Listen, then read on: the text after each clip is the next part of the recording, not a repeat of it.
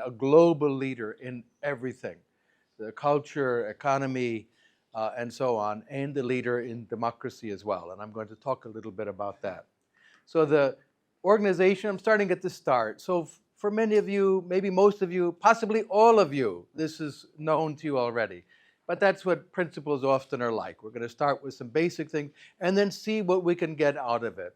Think of principles like a lemon and see just how much we can squeeze out of them. And that's what I hope we can achieve here today. And I have 4 points I want to run through. Choices are made between alternate possibilities. Why rules are important, not just, oh, follow the rules, but they really do have an impact on outcomes. The difference between intentions and consequences, it's important and easy to get trapped in this confusion. And then what does it mean to be rational? And can society be a rational chooser? So I'm going to go through those 4 things. So the first point is we make choices between alternate possibilities that are feasible, that we can actually realize. So it's very common for people to say, look, there's a market failure. Okay, market failure literature is useful, interesting. You can find market failures everywhere. We could find market failures just all around us. But then the assumption is, aha, we know the solution to them. Markets are not always perfect, setting up certain criteria of efficiency. They don't always work in the way that they might on a blackboard, and consequently, we should have the government to fix it. But we don't get to choose blackboard governments. We choose real ones. And those are made up of the same kind of people like us who are also responsible for market failures all the time.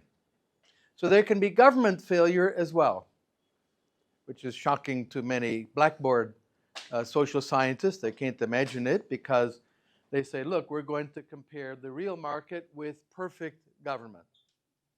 And this is what Harold Dempsey said, it's called the nirvana fallacy. That we just compare it to nirvana and let's have that. But he says, you don't actually get to choose that. That's not among our feasible choice set. So we want to compare real markets with real governments and make a serious institutional comparison which is more likely to generate the outcomes that we want. So the economist question, it's a very useful one. It drives children mad, but it's a good question. Compared to what? I don't want this. Okay, compared to what? What is the other alternative that faces you? This is something that typically people in very wealthy countries have difficulty comprehending. Their choice set, that's what it means to be richer, is bigger than those in very low-income countries. And so they say, well, why are those people working under those conditions, not having air conditioning, for example? Well, compared to what? Why do people go to work in a factory when they could be enjoying leisurely time on the farm? These are people who have never visited farms, that don't know what real farm work is like. They think it's like out of an English period drama movie where everyone is walking around with parasols. That's how the ruling elite lived. That's not how the farmers lived. So in Thailand, where I'm currently living, in the rural area, so northeast, which is Thailand's an upper middle income country, but the inequality is staggering. And up in the rural northeast, people work extremely hard in farm labor, extremely hard. And getting a job where you have air conditioning is an incredible luxury, unbelievable. Just getting a job where you don't work for 12 hours is a kind of a luxury in many cases. So compared to what is the key question? Now let's skip forward to rules. They matter, they can be chosen, and I'm going to deal at the end with this question of society as a rational chooser. So think about some of the implications of choosing rules. Voting rules. For a long time, Anglo-Saxon political scientists or political writers, I won't use the term scientists, were filled with a cognitive bias that English people are just better than everyone else. And they would look at the relative stability of English-derived political systems and compare them to the wild and crazy Italians. Look at the United States. You have, which is in much turmoil at the moment, but looking at the long range, two fairly stable political parties that compete by trying to approach the center. We see polarization at the moment, but whoever wins is going to be the one who gets those centrist votes. And you don't see changes in the political landscape every couple of years like you do in many countries. Italy, for example, new parties are formed, old ones go out of existence. Belgium, they've got a huge array of political parties with all kinds of views, some of them very extremist, communist parties, royalist parties, kind of fascist type parties, as well as centrist liberal parties. And the old Anglo-Saxon political consensus was to say, this represents the genius of the English-speaking peoples. So, well, maybe. It could also be a difference in the voting rules. Those English-speaking jurisdictions tend to have a voting system called winner takes all, first past the post. So if you're running in a congressional district or a senatorial seat or a parliamentary seat, the one who gets the most votes wins the seat, the whole seat.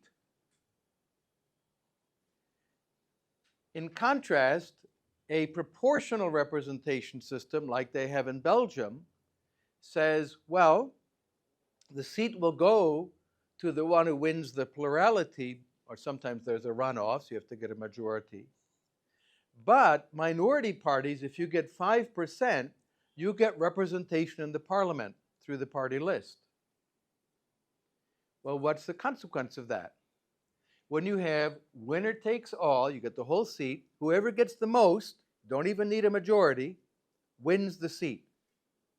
So imagine that we have a political spectrum on this front row going from this extremist, look at him, he's an extremist, to this one, and our centrist, reasonable people here, okay?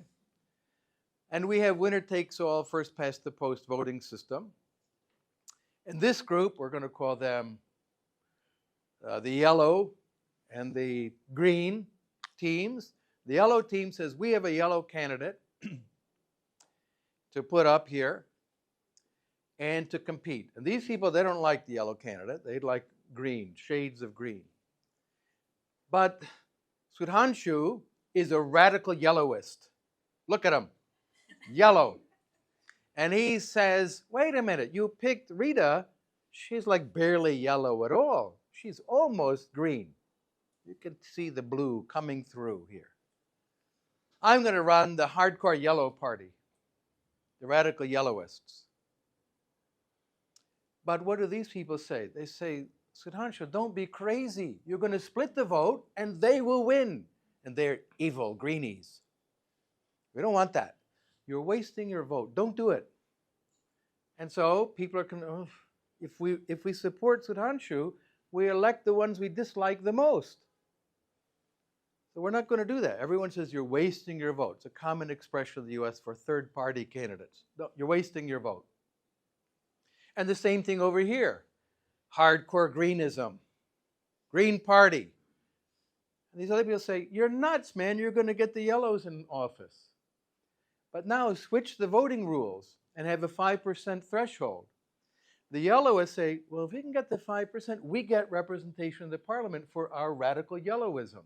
And same over here. So winner takes all, first past the post is going to make generally two parties that compete. What is your name? Shuri? Yeah. For Shuri. She's the median voter. They're going to be competing for her vote because she tips it one way or the other. But proportional representation, she's not so important anymore. Now, over here, they can get 5% threshold, they'll form a party, and they'll form a party. So this simple change in rules will generate very striking differences in outcomes. Lots of rules are like that. Think about sports competition. A lot of people who are very concerned about cricket, which no foreigner understands. I certainly do not. I've been tried many times, and I just, I get blood trickling out of my ear after people tried to explain cricket to me. But I know that small sports changes in the rules can change the outcome. Take a silly example, Professor Walter Williams in the United States, who's a very fine economist. He passed away some years ago. He's a very tall man, like tall, big guy. And he actually played basketball. He loved it. And even in his 70s, he was playing basketball. And he would challenge his students. He says, I'm going to propose a rule change, and I guarantee within the first season, all the top players will be women. So come on. He says, and it's only 10 words. Well, what are the 10 words? Number one, the game must be played in high heels. Okay, so not many men, some I'm sure, but not many men wear high heels. And two, because you could learn to do that, you have to knit a very fine piece of Belgian lace, which is very tiny and elegant, before you throw a free shot. Well, basketball playing men have really big hands, right, as he did. He could pick up a basketball like that, no problem. Well, he can't do that. So these are just about 10 words that would change in the rule book, and it would totally change what the sports teams would look like. That's a kind of silly example. But in economic regulation, there are lots of these. Rules that are designed that are facially neutral with regard to race, religion, location, education, and so on. You'd never know, but they have differential outcomes on different groups. And you can trace those through. So often they are motivated by an attempt to benefit this group or harm that group, but you can't see it in the rules. It doesn't mention Group A or Group B, but it will have differential impacts on them. That's a very important part of economic analysis.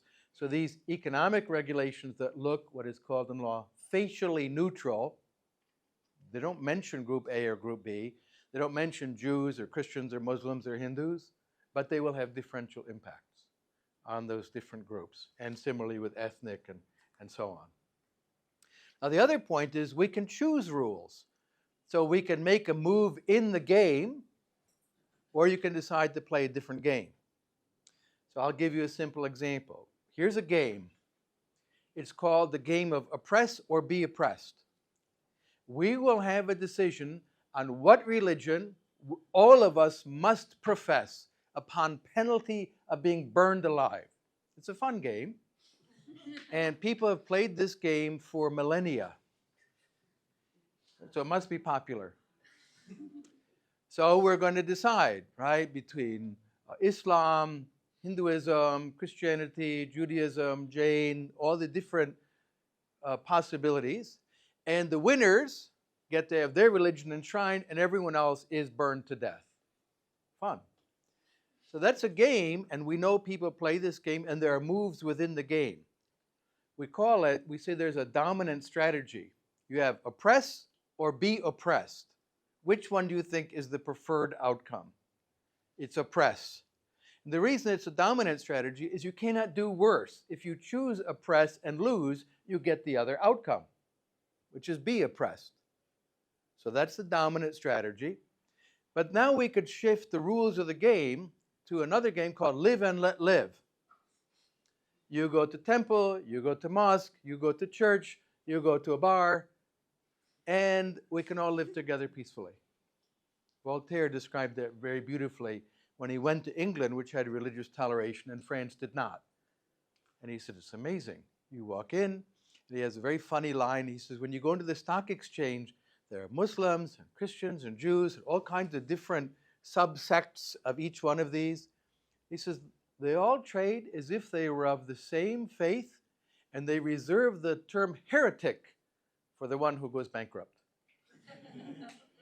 There's a nice twist on it. So that's a different game. We choose, and it's a hard shift to make, though. If you look at what happened in Yugoslavia, the wars between all the ethnic groups, a nightmare, hundreds of thousands of people killed. It was very hard to shift to the game of live and let live. It's an ongoing struggle, but very important. So you can make a move in the game, or you can change the rules of the game. Not always so easy, but possible. Now this point about intentions and consequences is a deep one. Consequences may be intended or unintended, and they might be good or bad. There might be unintended bad consequences and unintended good consequences of behavior. So a very simple example. Bad, we'll talk about that in a moment. Here's an unintended good consequence. When I go to the store and I buy something, I just want to get some sweets or a cup of tea or something like that. An unintended consequence is to create social harmony. Because I might go and buy from someone who's very different from me, has a different religion, language, ethnicity. We might be enemies under other circumstances, but we become friends. And there's a great deal of literature on the trading piece. It's very well established in empirical political science that groups and nations that trade together are less likely to get into violent conflicts. Now, here's an important point. Many of us demand, it's a part of our upbringing or involvement in school thinking, it has to be perfect. If you trade, you'll never fight. This isn't true. It makes it less likely. And that's a good thing. So sometimes it means accepting outcomes that are improvements, but not nirvana. Again, compared to what? That's the key question. But we often find people say, well, wait a minute. You mentioned this, the empirical evidence on the trading piece. Here's a case of people who are trading and they fought. You're wrong. So that's not a really serious response. We want to look at the likelihood of this happening. It's less likely. And that is, in my opinion, an improvement I'm willing to accept, even if it's not nirvana. It's not the perfection outcome. Now, then, in the unintended consequences, let me talk about some others. Consider the prices of oranges. I think about this all the time because I like oranges. So imagine that someone says oranges are too expensive. And by the way, they always are. I would much rather oranges be lower priced than whatever I pay. They're always too expensive. Think about any commodity for which there are people say, let's have a mandatory ceiling. Right? So this is a standard Marshallian cross, supply and demand. It's not magical. It's not physics. It's not some kind of hydraulic system. What it means is that as the price goes up, suppliers will produce more of it. Here, they'll make this much. Here, at this lower price, they'll make this much. That's not shocking. And similarly with demand, that at a very high price, people won't buy very much of it. At a lower price, they're willing to buy more of it. And this one, of course, everyone zeroes in on this. It has a natural feature. Our mind goes straight to that. All it means is that at this price, this quantity, and this price, there's no one going around saying, I want to buy some who cannot find a seller. And no seller who says, I want to sell at that price who cannot find a buyer. That's it. There's nothing particularly mystical about it. It's not some physics equation or anything like that. So here would be what's called the market clearing price. At this price, in this quantity, it just means that no one is wandering around saying, I want to buy it at this price, and no one is willing to sell. Or someone says, I'm willing to sell at this price, and no one is willing to buy. That's it. That's market clearing. All the transactions can be cleared. That'll be mutually beneficial. But along comes a populist politician who says, this price is an insult. It is an outrage. It is deeply un-Indian. We mustn't allow this price, this market clearing price. So we will install a fair price. This price will be mandatory. Well, why not, right? Almost all politicians believe this, the magical power to change the prices. So we're going to say this is the control price. But now look at something that happens when the price is set at this level. First point is people will now demand much more than they would demand under this price here. Everyone see that? So the amount demanded, we have to distinguish between a change in demand and a change in the amount demanded. They're very different things that Thomas Piketty never understood. On page 6 of his book, he confuses the two, which when I got there, I said, okay, this is going to be a fun book, because he doesn't understand the difference between amount demanded and a shift in the demand curve. So we know it's going to be this amount versus what was the quantity demanded under this other price. But something else happens. The quantity that will be supplied by the suppliers at this price now changes. Notice this big gap between those two quantities. This is how much people want at that price, and this is how much people will supply at that price. Yeah, so we're going to have some problems. But now, make it a little more fun. This quantity is actually supplied. At this quantity supplied, our demanders are willing to pay that much, which is higher than the market clearing price. So we're told, look, we lowered the price. We're heroes. We lowered the price. But actually the real price people will pay is higher than the market clearing price. Now how can that be? Because it's illegal to pay more than this control price. And if it's illegal, no one does it, right? Oh, please, those don't exist. No. Let's take an example. Narcotics are illegal, so therefore no one takes them, right? Marijuana is illegal. Therefore, no one smokes it or grows it. Well, maybe not, right? Maybe people don't always do that. They follow their own interests. Well, how do they pay the higher price they're willing to pay for the supply when the price is now controlled, the money price? First off, queuing, bribes, side payments, non-monetary payments, waiting in line, right? So that is something I have to do now to get it, is wait in a long queue and maybe not get it at the end of 3 hours of waiting or 6 hours or 12 or 2 days of waiting. And side payments. This is very common. Well, we'll work something out under the table and so on. Paying others to wait in line.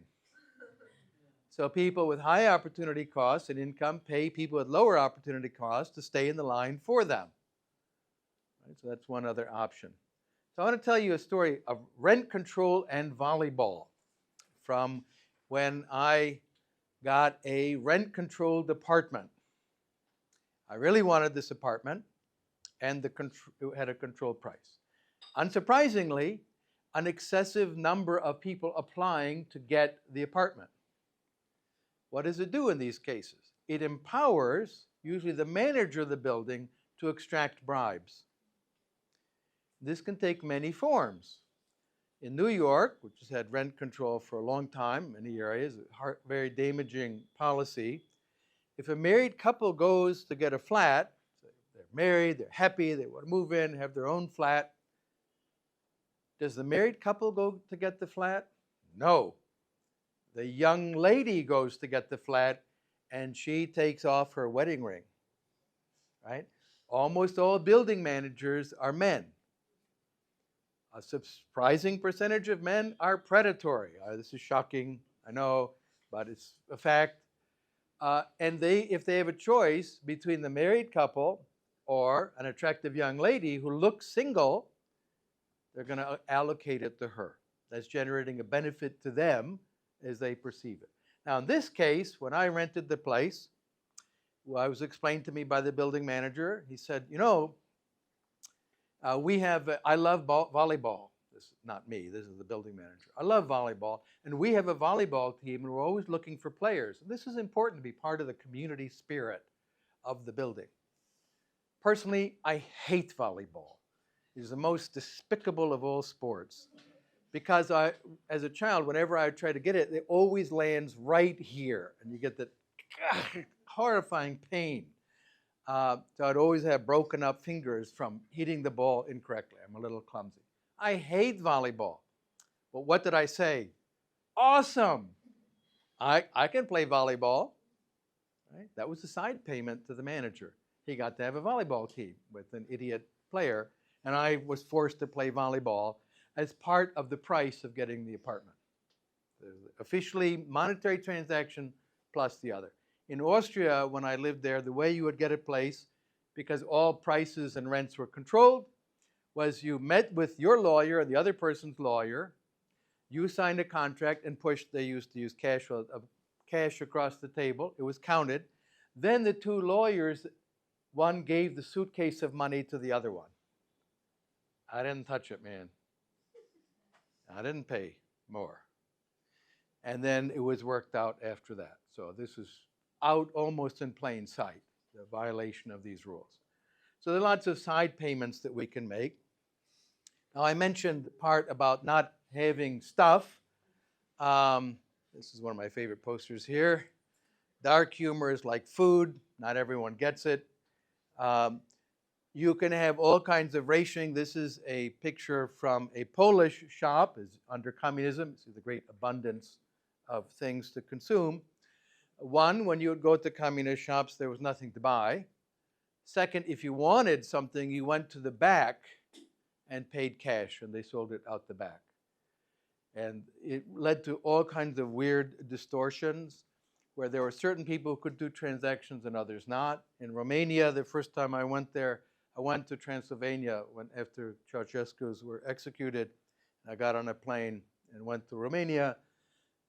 Met some liberal-minded people who had contacted the British Embassy, which contacted me indirectly and said, these people want to meet with you.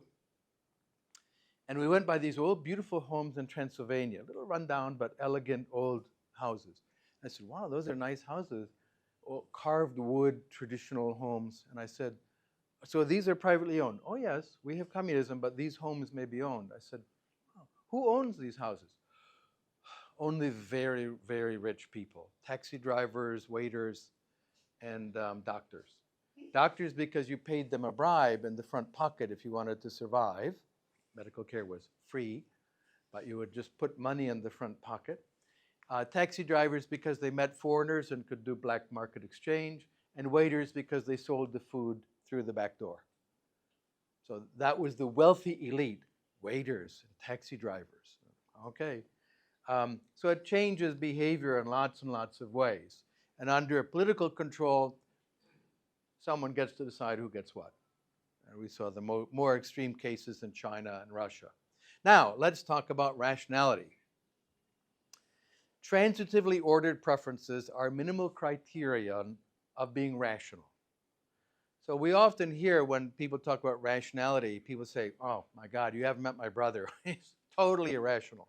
He makes snap judgments. He doesn't think very much about things. It doesn't mean you're not rational. Right? We all have different decision procedures. Some of us can decide quickly. Others ponder for a long time. That's not rationality. That's just judiciousness or impulsiveness and so on. Rationality is a minimal criteria. It means transitively ordered preferences. So I could say this table is taller, has a higher height than this chair, and the chair is higher than this table. We conclude by transitivity, this must be higher than that. That's pretty simple. 7 is bigger than 5, 5 is bigger than 3. Therefore, 7 had better be bigger than 3, or we have a big problem with the universe. So let's say you've got a carrot, and you like carrots. They're good for your eyes and everything.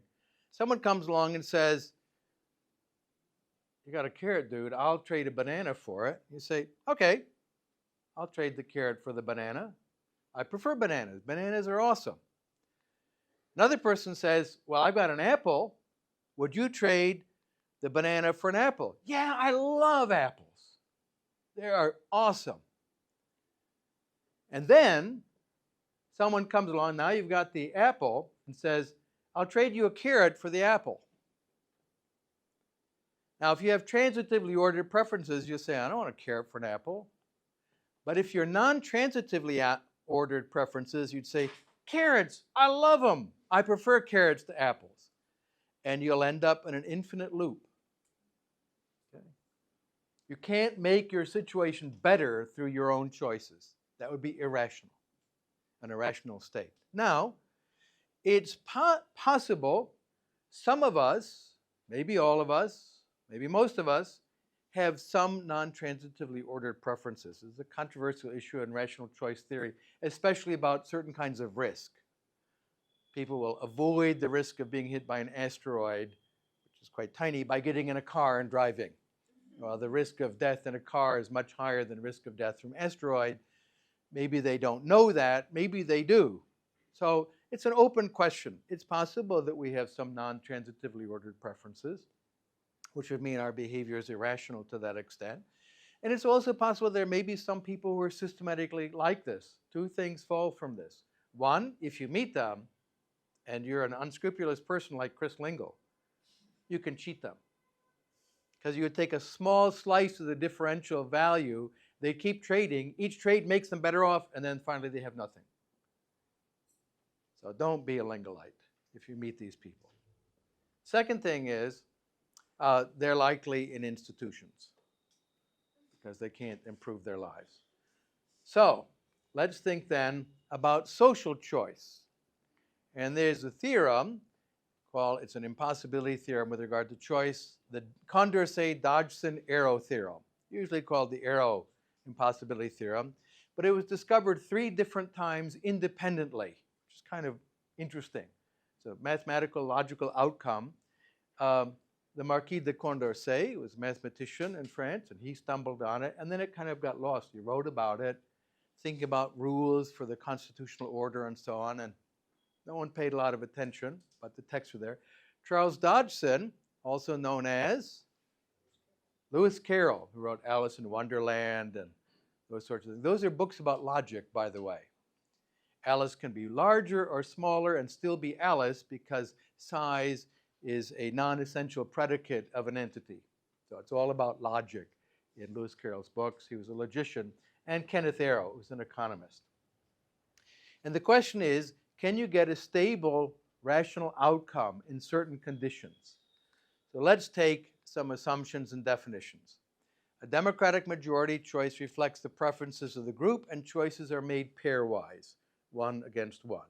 Do we like A or do we like B? Do we like apples or do we like bananas?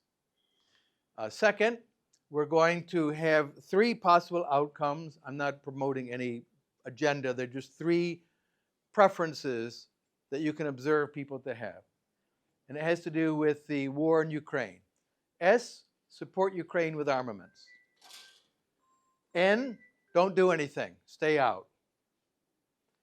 And GT, ground troops, that there should be ground troops. Poland should be sending support troops into Ukraine to defend them. So, like them or not, these are 3 preferences we know have been articulated. Now, we're going to look at how people prefer them marked against each other. So, we'll call one group hawks, doves, and common Euro defense. And the first, second, and third choice. Hawks say, send armaments, support them. Second choice, we don't want to get into a ground war with Russia. That doesn't end well. So stay out. Ground troops is third preferred outcome.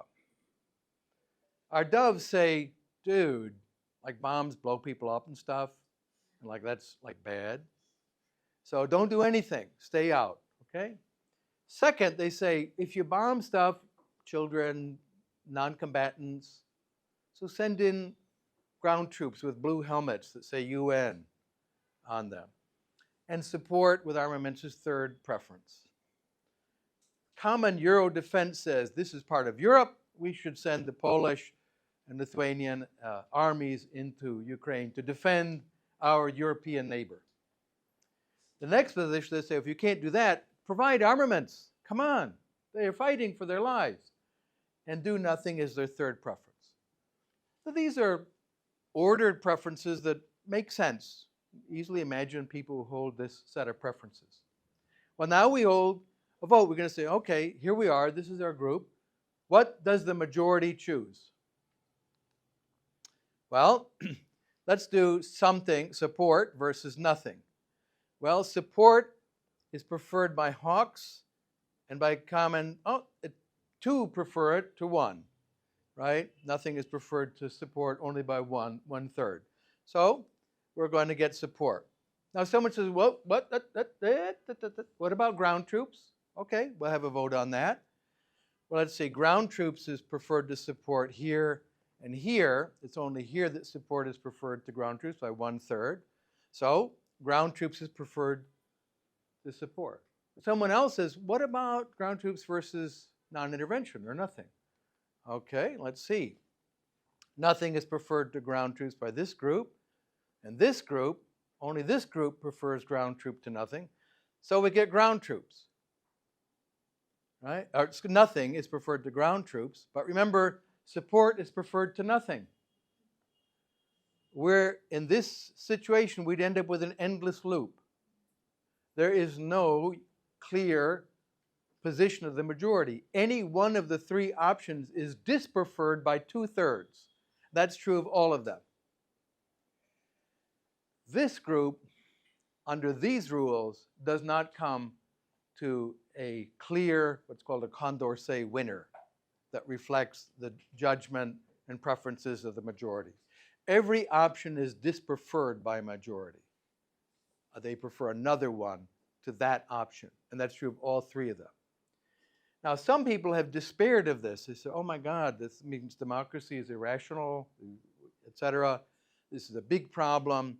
People have tried to come up with so-called solutions. I'll tell you one that Duncan Black discovered. If the choices are not discretely different things like support or ground armaments, ground troops, or nothing, but you had a continuum of quantifiable things like how much money to spend on a problem, then we would find a majority that's called a single peaked preference. Everyone would prefer this to all the other options. That would get the majority support. But that's one interesting approach to understanding this, but it doesn't solve the problem. My opinion is it's not the problem people usually think it is, that it shows all collective behavior is irrational. It doesn't show that at all. What it tells us is how important democracy is. Democracy understood as deliberation, arguing and discussing. So too many political scientists have focused democracy is just majoritarianism. We count up who wants this and who doesn't want this. Majority want it. These people have to live with it. That's democracy. But at a deeper level, democracy is discussion. It's about talking. And this is rooted in many different cultures and civilizations, that there are traditions of assemblies of the people, Loya Jirga, which is an Afghan principle. People would come together and argue about these things. So there was discussion and deliberation. That's really the key to democratic outcomes, not just majoritarian voting. And what James Buchanan has argued is he said, when you look at this, it shouldn't make us despair of democratic procedures. He says majority rule allows us sort of jockeying back and forth among alternatives, upon none of which relative unanimity can be obtained. Majority rule encourages such shifting, and it provides the opportunity for any social decision to be altered or reversed at any time by a new and temporary majority grouping. This way, majority decision-making itself becomes a mean through which the whole group ultimately attains a consensus, that is, makes a genuine social choice. Specifically, it's possible to argue with people and get them to shift their view when you give them arguments, give them evidence.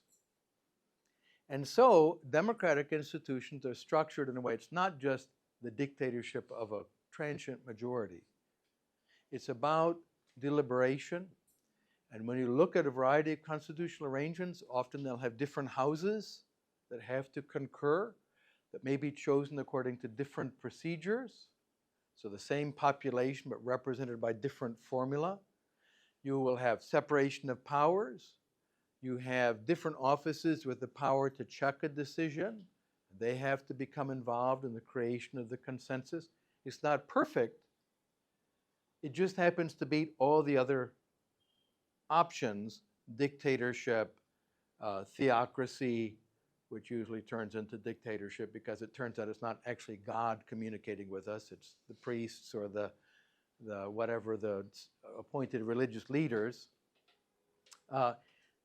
And so democratic deliberation is a way for us to come to collective decision making, but, and I'll leave the last point, it needs to be in a restricted domain. That not everything is part of public deliberation or public choice. Why? Because if everything is a matter of public choice, the democratic character quickly disappears. Simple example. Riva is our president. If she loses the next election, naturally, she'll be tortured and then executed. Riva has a strong incentive not to lose power, having tortured and executed her predecessor.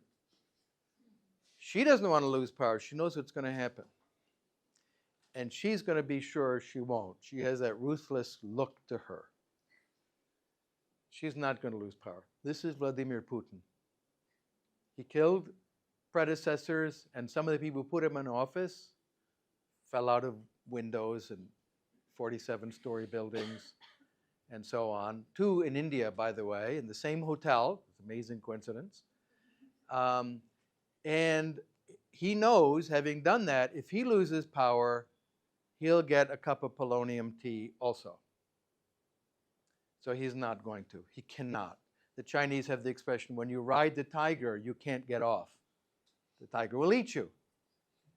So if you want democratic decision-making, the scope of what is subject to public choice must be limited. You can't be executed, confiscated, exiled for losing the election, for expressing your opinion on matters, for disagreeing with the winning opinion. Because if you're punished for disagreeing, no one will offer their wisdom anymore. This is why often dictatorships look so strong. They won 98.7732% of the vote. Woohoo! Well, we have no idea what those people actually preferred because they're afraid of casting a vote that will get them in trouble. So there's a substantial domain that has to be protected by rights. Your home, your life, your freedom of speech, these are your rights. If they're eliminated, the democracy is gone also. And you can't even know what a majority opinion is anymore when people are afraid to express what they prefer. Because at that point, all we know is they're expressing fear. Fear of being the losers in a contest. So, that's it. And there we go. That's all, folks.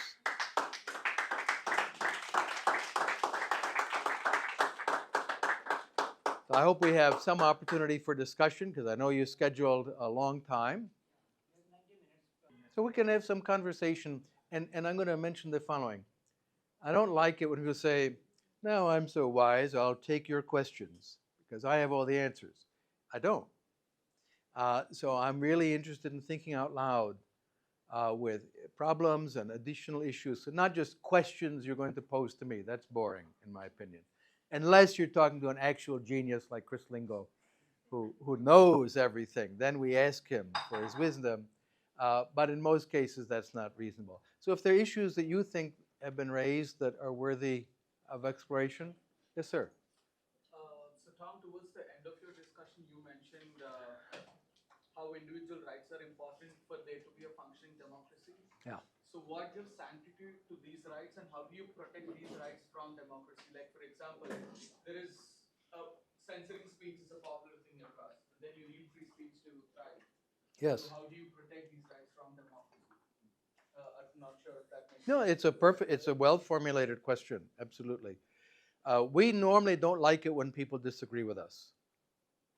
And indeed, Jonathan Haidt, the psychologist, points out, so I'm not an expert in this area, but he is, so I trust his judgment, that brain scans that have been done, that it's a kind of primitive level of neurosciences, but we can see what parts of the brain light up with electrochemical activity under certain conditions. And the amygdala, which is the brain isn't just one organ, it's actually a multitude of organs that coordinate in various ways. And the amygdala is the seat of a lot of our self-preservation instincts and quick reaction judgments. So if you're threatened, if I just come up to you and I say, you're gonna pay, right? A little part of your brain goes beep, beep, beep, beep. It lights up. You're going to defend yourself. The same part of the brain lights up when I criticize you. What's your name again there?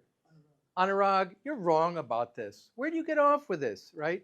The same part of the brain goes beep, beep, beep. I'm under attack. I'm being attacked. And I don't want to read too much into that, but it tells us we view our opinions about religion, about life, about politics, about everything as our identity. I attack your opinions, I'm attacking you. And it feels the same as when I'm going to hit you with a stick. Part of learning to live in civil society is restraining that, and it's hard, right? Let's just be honest, it's hard for all of us. And bringing the prefrontal cortex of the brain, which is where the center of more rational decision making, we know that because people who have lost it lose a lot of capacity through brain accidents and so on. They can't think much about the future. They're very impulsive and violent and so on. That's why we tell ourselves, I tell myself this when I get angry, take a deep breath. Not only does it give you a moment to pause, it oxygenates the prefrontal cortex of the brain, brings it online. It says, if you hit him, it'll turn out badly. Don't do that, okay? Now, the question is, given our quick base response to opposition, which is violence or feeling of violence, how do we restrain that? There are institutional means through separation of powers, make it harder for someone to get absolute control. That's a very important principle. Independence of judiciary, in my opinion, is one of the key things. We say we look to the law, not just to preference or impulse or desire, but what is the law that governs us? James Harrington put it, he said, given that those who hold power in commonwealths are but men, like the rest, males, in this case, but it means human beings today, how can we become governed by an empire of laws and not of men? To be governed by the law. And that's an important, hard thing to instill, the significance of law versus arbitrary preference. So there are institutional mechanisms that can help with that. But I think that my friends in public choice put too much emphasis on that. It's really important. But you can have a beautifully sculpted constitution that doesn't work. It just doesn't work. Why? Because people do not internalize the norms of adherence to it. That's harder. So Demosthenes, in a very famous speech against Medius, I'll mention Greek history a bit, and the reason is, not merely it's interesting, and we see similar things in other cultures, but this is the one that came to be more globally significant for a variety of reasons. Demosthenes was attacked in public, slapped, beaten, and humiliated by another man who hit him and in public, which had the additional public insult, but he also punched him in the face. So I brought a prosecution against him. And in it, he said, you know, he's speaking to the jury, he says, all of you, when you go home from this jury deliberation, you don't really think someone's going to beat you up and attack you. A big person might come and just beat you. Why? Each one of you is weak enough, a larger person could overcome you and beat you. Why is it you don't expect that? Is it because the laws protect you? He says, what are the laws? Are the laws going to rise up out of the books, put on clothes, and walk out and protect you? No. It's because then, he doesn't use this language, but the norm of not beating people up had become part of the social order, that we don't expect to be beaten. So we internalize the norms. And I came to have a deeper appreciation of why this is important when Donald Trump attempted a coup against the Constitution, a violent disruption of the transfer of power. American history has lots of bad things in it, right? We don't want to put sugar coating on it.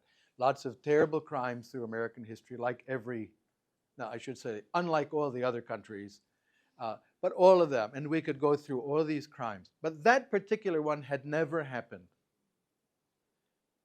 And it almost succeeded. But what did it take? A small group of people, smaller than this audience, all of whom were supporters of President Trump and voted for him, who said, I won't do this, including his vice president. He demanded that he not certify the election outcome. This would have caused a civil war. And he said, I won't do it. The law says I have to do this. So the norm emerged. It was the norm that saved us, not the constitutional document written on paper. The fact he said, I won't do that. When he was threatened with his life. He had reasonable fear of being murdered. And he said, I won't do it. It was that was what saved the republic. So at some level, that kind of civic awareness of our obligations is foundational. And the written constitution, which most public choice economists pay a lot of attention to, is just the articulation of the norm people already have. So how do you get those norms? That's the hard problem. And I'm going to ask you to report back to me once you figure it out. Is that a reasonable, it's long-winded response to that? Yes, sir. So I was thinking about gerrymandering, and do you think it's a change of rules? Yeah, gerrymandering is an interesting case. You can sometimes get the outcome you want, particularly in these cases of winner take all, first past the post. You know, it came from Governor Jerry of Massachusetts, who did this. And there was a district. So let's say you have a group of voters here, but you want to make sure that this district will run just a majority for your party. So while these are in the other party, cut this system out, give it to another group, and then you make these long lines. Sometimes it'll be just an empty highway that goes for dozens of kilometers to capture a little pocket of your voters. And you want to calculate it so that it just gives you a majority in each one, giving supermajorities to the other party in some other districts. So they win by 80% in that district, doesn't matter. They get one vote. Your party wins by 52%. In 6 districts, you get 6 votes because you sucked all of the party voters from the other one and put them into this pocket where they only get 1 representative. And the reason they call it gerrymandering was one of the districts looked like a salamander. It just went all over, and they call it a gerrymander after the governor who did this. So you can change the voting districts to get the outcome that you want. That's more common under winner-take-all, first-past the post than under proportional representation for pretty obvious reasons. I think it is a problem, certainly in the United States. Parties get in control of the state legislature, and then they write the district so they will keep control. And they both do it. It's not a one party or the other. There are attempts to remove them from political control into bipartisan commissions. And in general, I think those are a superior approach. But it is a problem where you end up with a majority of the legislature with a minority of voters having chosen them. Poland has a similar constitutional order that's kind of puzzling. The Law and Justice Party, which was a Catholic nationalist party that was defeated in the last election, overwhelming, I mean, by huge vote, and they just said to be Pole is to be Catholic. But there are Protestant Poles, Jewish Poles, and Muslim Poles. There's been a Muslim community in Poland for many hundreds of years, and they're Polish. They're Polish Muslims.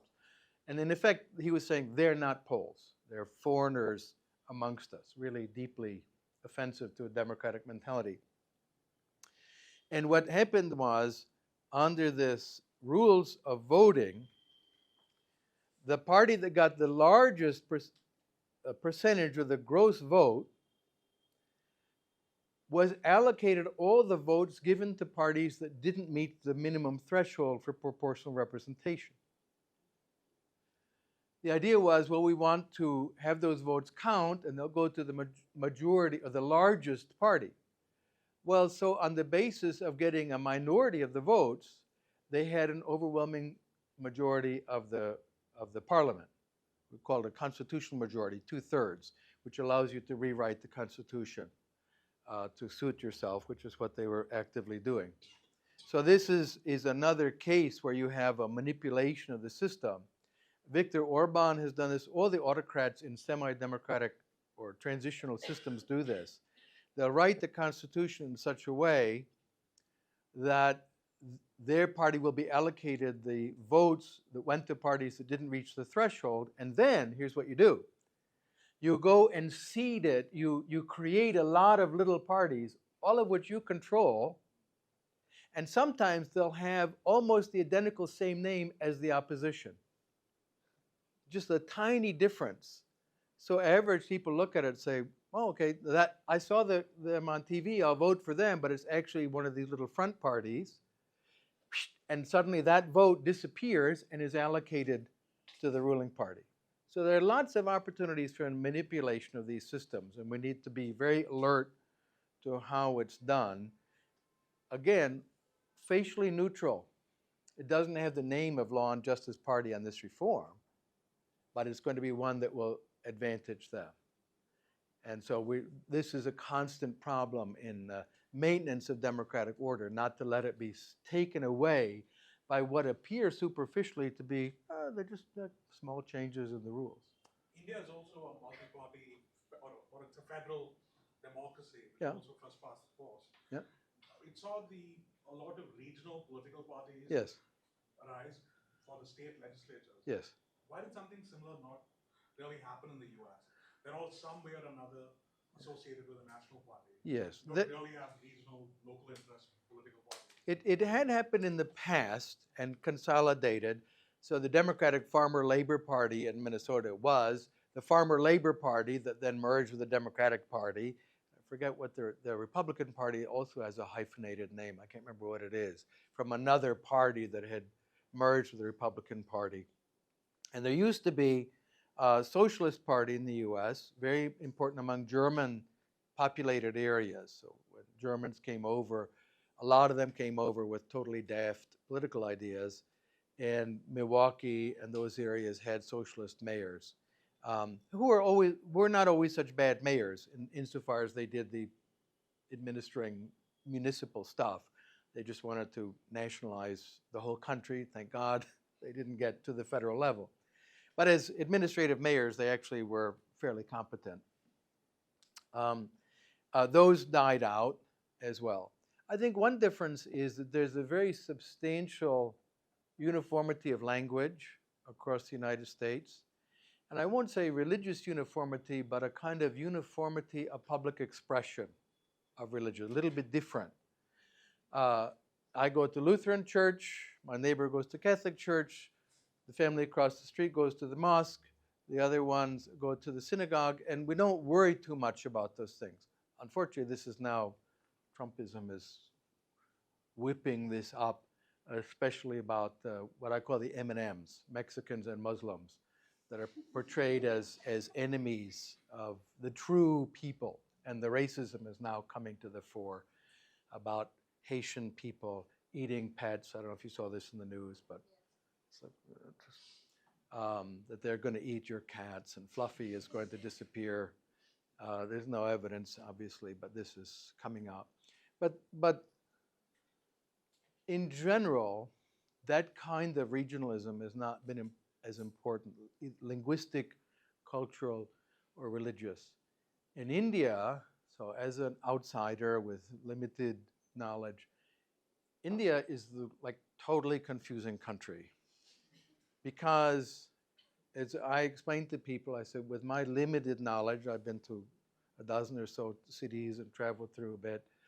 So I'm not like a native who knows it, but as an outsider, it's not a country, it's a whole galaxy, right? It's at least a world just unto itself of extraordinary pluralism and diversity, and which makes the democracy all the more awesome, in my opinion.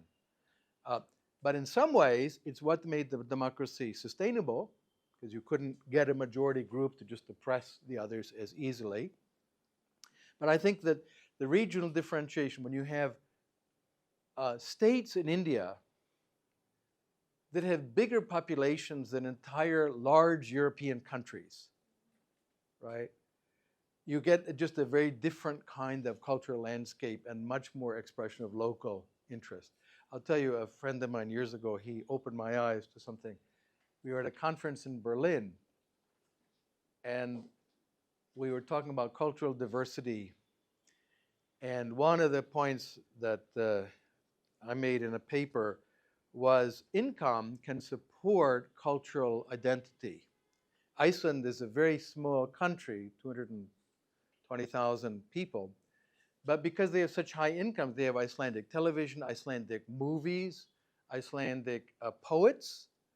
There's Icelandic poetry in the newspapers, multiple newspapers in Icelandic. It's the size of a village in India, virtually, right? It's so tiny.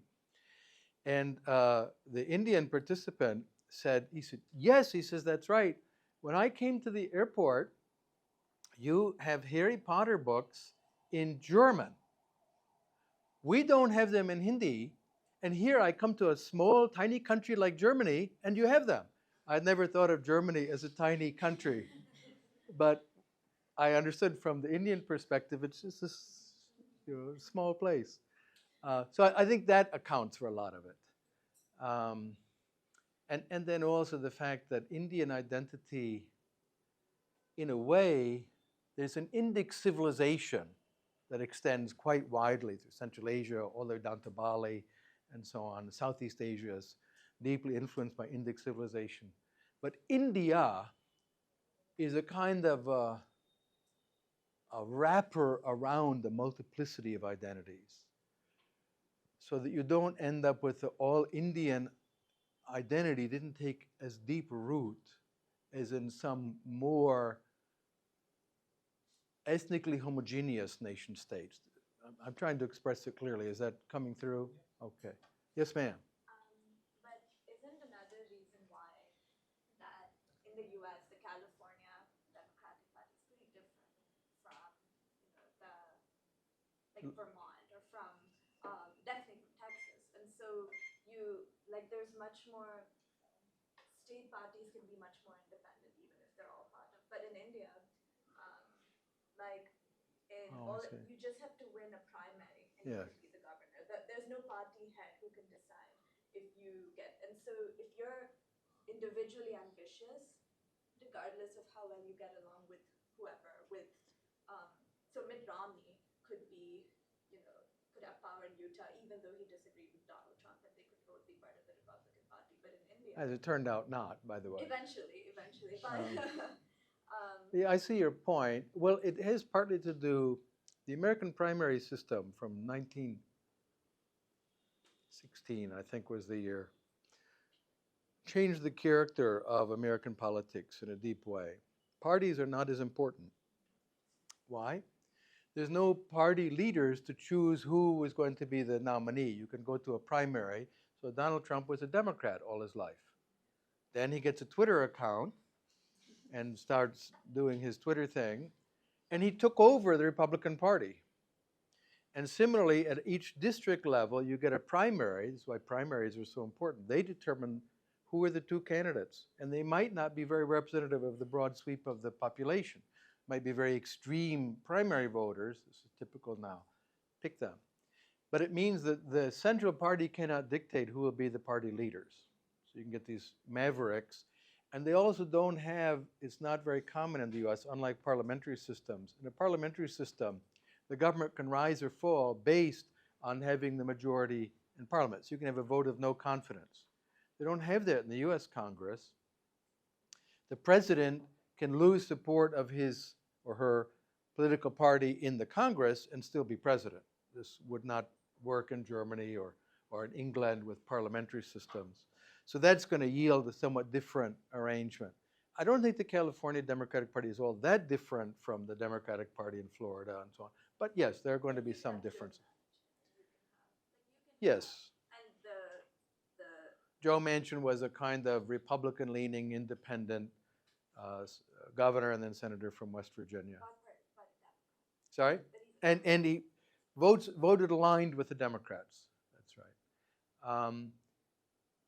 But you do get more because of the primary system. The parties don't choose the leader, the primary voters do.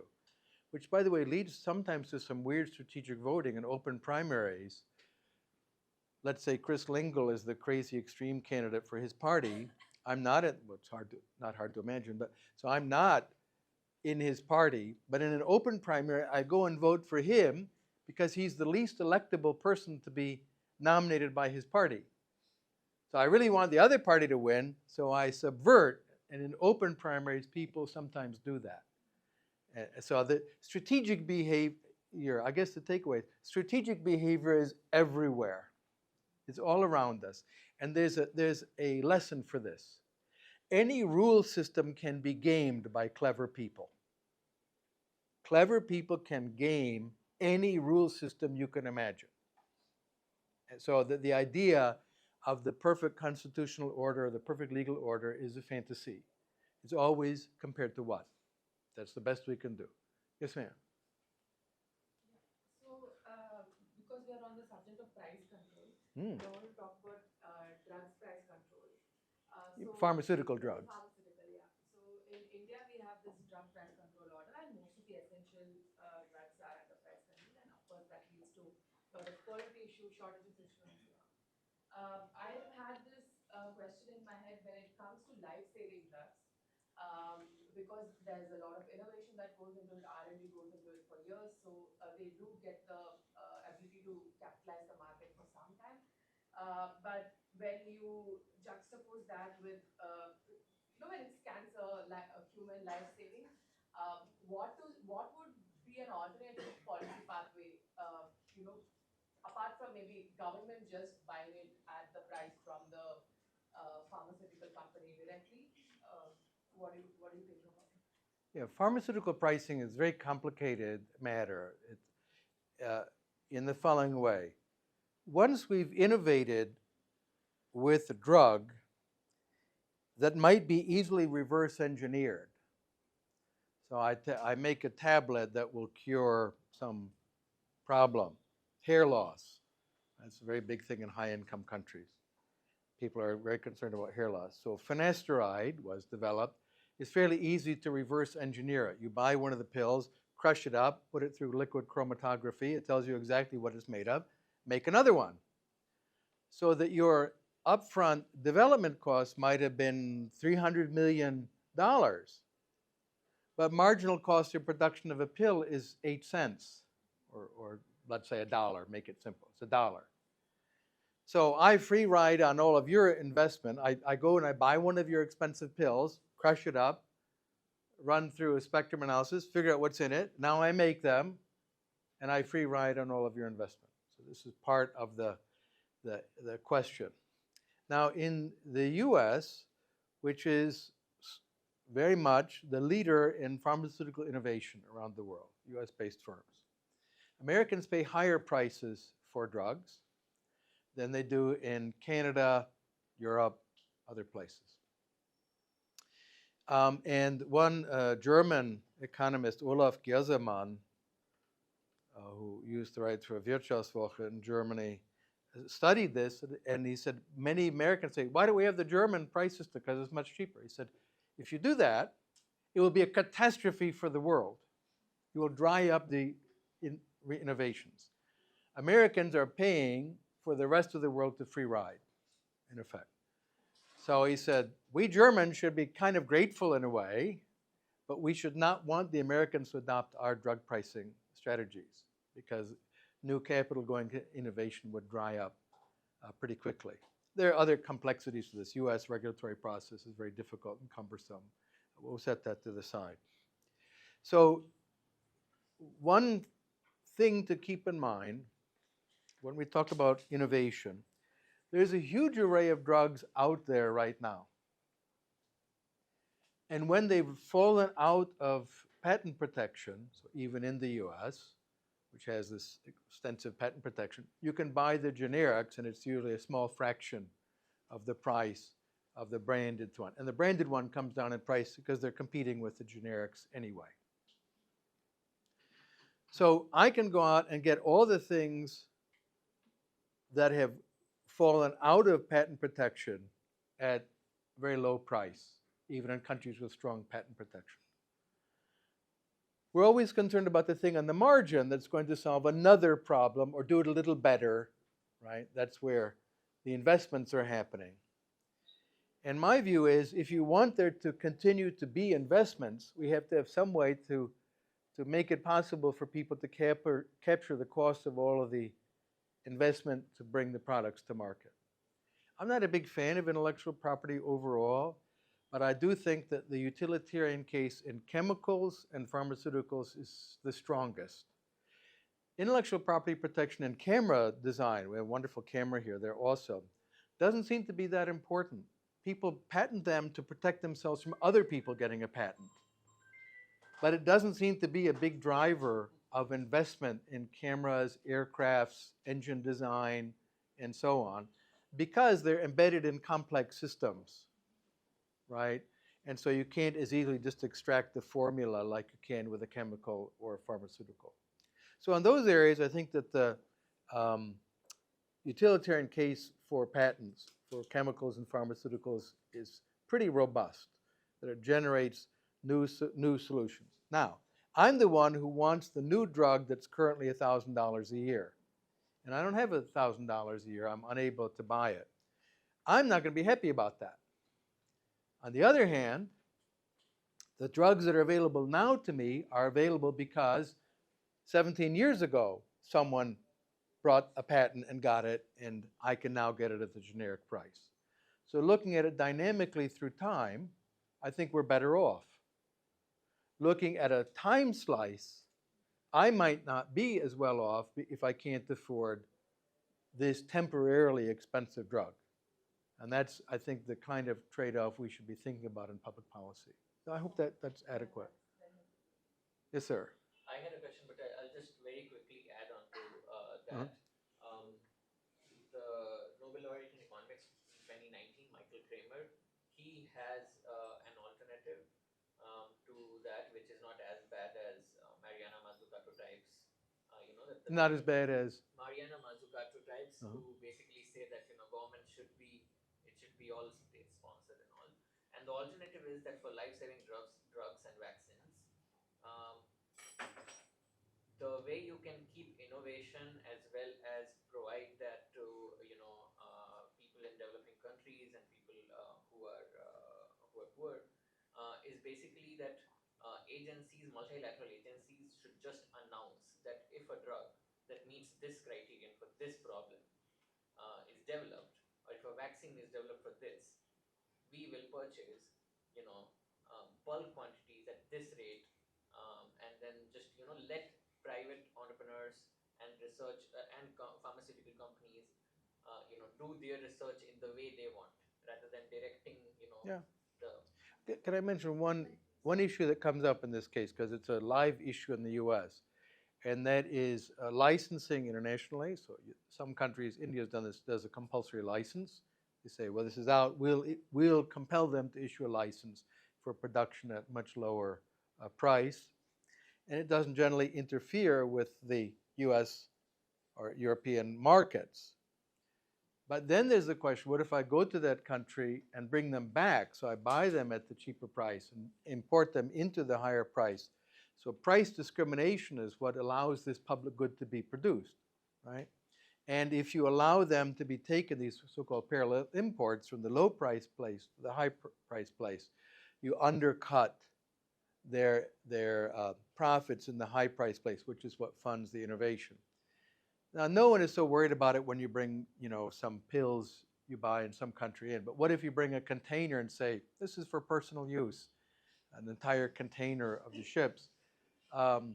You're making it impossible to engage in price discrimination, which is what's driving the innovation. So you still need some kind of property protection, which, as uncomfortable as I am with it, is enforced by saying you can't legally import these that you bought at this price into this market where we have a contractual and legal arrangement to maintain the high price for this temporary period. But then the other thing you wanted to raise. Oh, yeah. So my question was about we talked talked about this payoff matrix for say dictators or for or, let's just remove dictators for a minute, right? And let's talk about I like it, but let's make it permanent. let's talk about imperfect democratic leaders, right?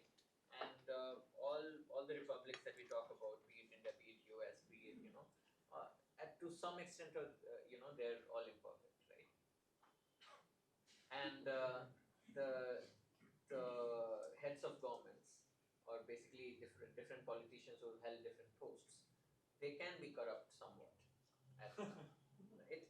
Now, how do you keep this payoff matrix from leading to jail or execution or corruption cases against them? Against them, Yes, the while leaders. upholding the rule of law. No. The question is basically that, for example, in let's take the case of Israel to substantiate it. Bibi Netanyahu does not want to give up on power, right? And he's been holding on to power like anything. Yes. One reason is that he lets go of power, he'll be in jail. Yes. Right. So how do you solve this conundrum? It's a great question. On the one hand, we want to uphold norms of accountability. This is really important for a well-governed, free society. People should be accountable when they break the law, when they commit crimes, and so on. In the Netanyahu case, there are cases that are pending, but so long as his prime minister can't be brought, that means he doesn't want to lose the prime ministership, which may be driving his foreign policy to some extent, maybe a big extent. I can't read his mind, but it's been suggested by many Israelis, let's put it that way, that his desire to stay in office drives a foreign policy that creates a crisis of an existential crisis, where they say you can't change the leader in the middle of the war, so this is very self-interested. That's all speculation. Now, are there trade-offs to say, well, we'll let you get away with it if you allow the democratic procedures to go? We'll give you an exemption of some sort. And this is a hard problem. Now, let me give you some examples where I think it was done reasonably. So take Hungary, which is becoming a dictatorship as we speak. But for a long time, until Viktor Orban's second term in office, they had a multi-party open system. He's been solidifying this kind of one-party state. At the initial point, when they had what were called, I think they're the roundtable discussions between the opposition and the Communist Party, a deal was struck. Very clear deal, explicit. And that is, and the communist leadership were these new younger communists who didn't believe in communism anymore, so Jula Horn and others. But they were worried about their own communist base also. And the Communist Party had its own private army, by the way, which had to be disarmed. It was a very dangerous time because they were usually the fanatics, were in the communist militia. And the deal was, if you hold an open, fair election and the opposition wins, we will not punish you or any of your supporters for any crimes committed in the past. You can keep your houses on Lake Balaton, which is a beautiful, fabulous area that the communist elite dominated. You can keep your pensions. You can keep all your goddamn medals that they would like to wear on special occasions. You can keep all of that. We will leave you alone if you allow a democratic system to emerge. Now, after the deal was made, there were many people, and I had some friends, who remembered 1956, when the communists were so brutal. They executed teenagers, they hanged them, they would arrest a boy at 14, and under Hungarian law, you could not execute someone under the age of 18. On his 18th birthday, he knew he was going to be hanged. Just imagine what kind of a state does this, right? And on their 18th birthdays, they took them out and executed them. And people remember the cruelty that the communists exerted. And they wanted revenge. A very dear friend of mine, Tibor Makan, He said he had to escape. He said these people should pay for this. But I think the better answer was no. And I had arguments with him about this, and I think I won him over before he died, that it was better not to live in the past, but to live in the future. So future orientation is important. But then we know if the dictators think, oh, everybody gets a pass after they lose power, then they'll commit all these crimes. So there's a problem of judgment. And sometimes giving a person amnesty and say go is much better. So Maduro, for example, in Venezuela, he lost the election. The proof is irrefutable that he lost it. They have all the tallies. For him to go, he has to be given asylum someplace. Mexico would do it, Cuba certainly. But they have to be willing to say, just go and you can go. And you can take millions with you.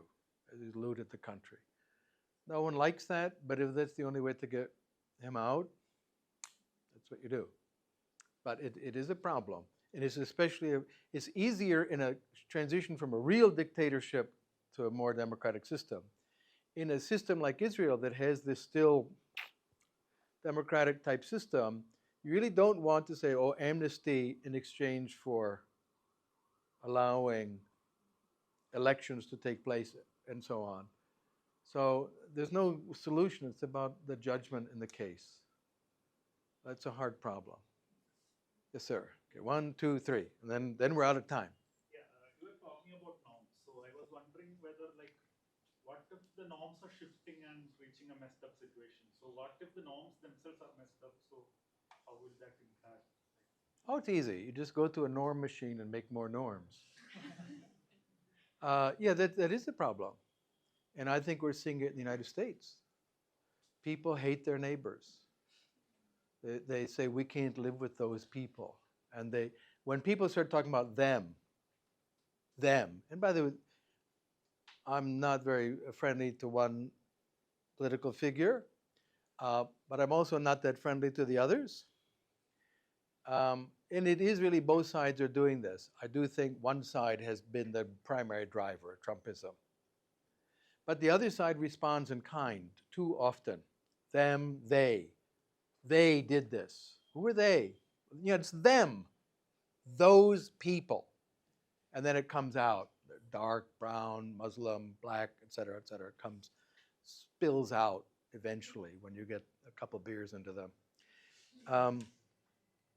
So how do we change the norms? I think the norms are being eroded. How do we change the norms and reinvigorate the idea of listening, not hating, being willing to live with people who disagree with us, even about really important things? And that is something that has to be rebuilt. Civil society takes time. Certain rules are conducive to the creation of those norms. The market economy tends to be more supportive of them. But I do think civic education is an important element here, and civic leadership, which can be religious leaders, whether they're pastors or priests or gurus or whatever we want to, imams, whatever we want to call them, who step up and articulate, let's live in peace with our neighbors. So civic education is something that we citizens do. It's not something you just say, oh, they should do it. No, we should do it. And it's hard. But we need to renew those norms. Yes, sir. A naive question, but you said that clever people can always rule the game the rules. Even I could. So that's a very low bar. So, in that sense, do we have enough empirical data and evidence to design the most objective democratic system? So, like, there's a whole spectrum of systems. Each Oh, country has a different one. absolutely Can not. you give me a draft of the That's I said absolutely not. Every system has advantages and disadvantages. Everyone. So there are people who say we should have proportional representation or we should have ranked choice voting, and this will solve all of our problems. No, people figure out how to manipulate that too. We're strategic creatures. This part of our brains. That's how we think about things. We can engage in strategy. Goldfish, not so much.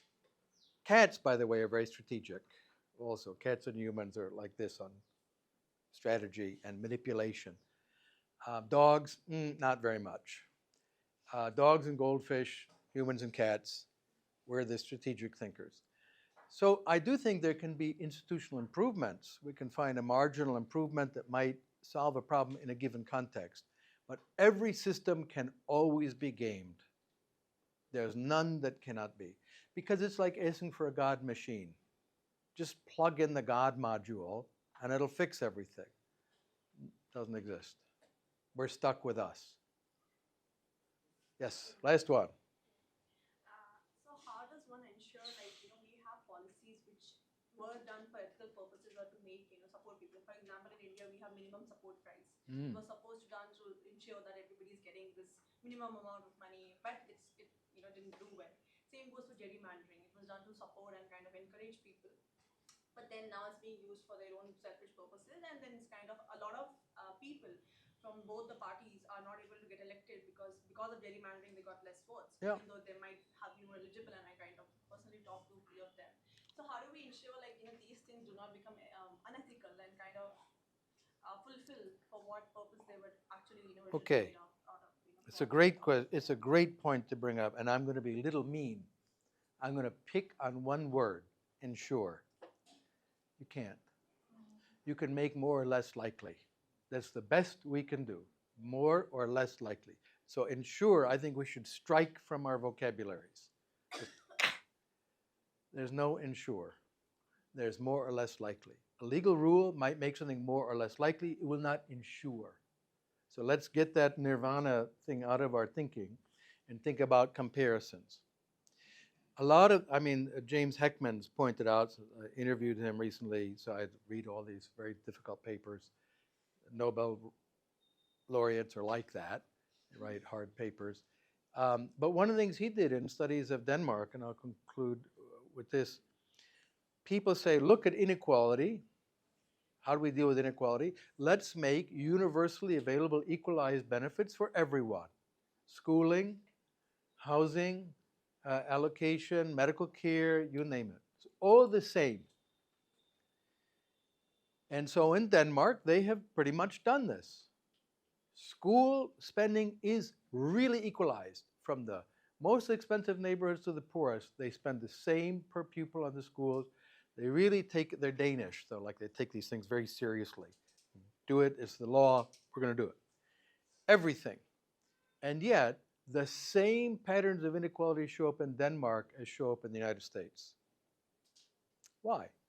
Well, it turns out if you are the child of educated, university-educated professional parents, you're far more likely to go to university than the child of people who are high school educated and work in a shop or as a bus conductor or in a factory or farmer or something else. So he says, you have all this equalization. It has no impact on the perpetuation of inequalities. That doesn't make them greater or lesser. And he does say there are income transfer programs that do tend to make income inequalities a bit different.